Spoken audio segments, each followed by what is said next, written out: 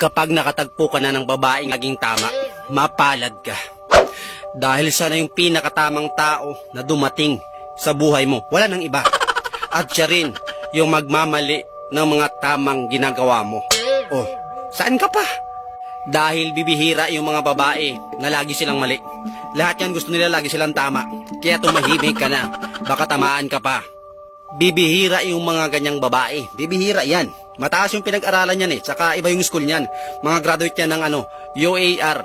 University of Always Right. Bakit niya pa kailangan ng mga explanation mo? Bakit?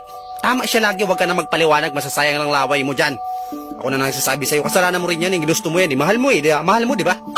Huwag ka na magpaliwanag. Tapos ng usapan. Tama siya lagi. Tama siya lagi. Tandaan mo, tama siya lagi. Yung tipong ikaw na yung tama, pero kailangan mo pa rin magsuri sa kanya kasi nga inaway mo siya. Di ba may tama talaga?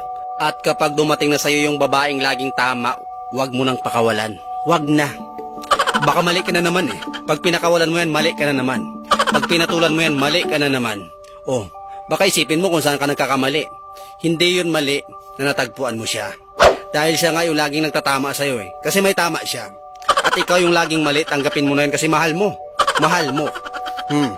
Mahal mo siya. Tandaan mo. Okay lang kahit na magkamali ka.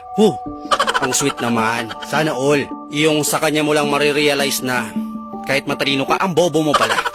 Ang dami pong mga bagay na hindi pa nalalaman ng dahil sa kanya.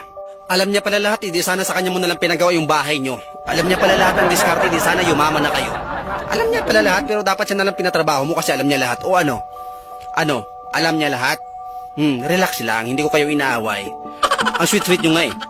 Lagi siyang tama pero bakit ang gulo-gulo pa rin ang buhay nyo? Mali ka kasi. Diyan ka na naman nagkamali. Mali ka. Tanggapin mo na kasi na bobo ka lang. At tama siya palagi. Mahal mo eh. Diba? Mahal mo. Kaya tanggapin mo na yung utak mo ang baba lang. At yung utak niya, 100% panatag yan. Panatag sa lahat ng mga binibitawan niyang salita. Alam niya lahat, matalino yan eh. May Google yung utak niyan eh. Kaya wala kang kawala. Lagi siyang tama, kasalanan mo rin yan. Huwag mo kasing paulamin ng tuyo. Yan tuloy nagkakatuyo lagi sa utak. Paulamin mo ng mantika para magkakolesterol agad. Ganun ba? Basic ba? Mindset ba? Focus ba? Isipin mo sa buong buhay mo, siya lang yung dumating na tamang tao sa'yo. Bakit hindi ka ba masaya? Gusto mo bang maglayas na sa bahay nyo? Huwag ka muna maglayas. Mahal mo eh. Gusto mo yan eh. O ano? Kaya mo? Kaya mo pa? Okay lang yan. Focus lang, focus ba? Hayaan mo lang.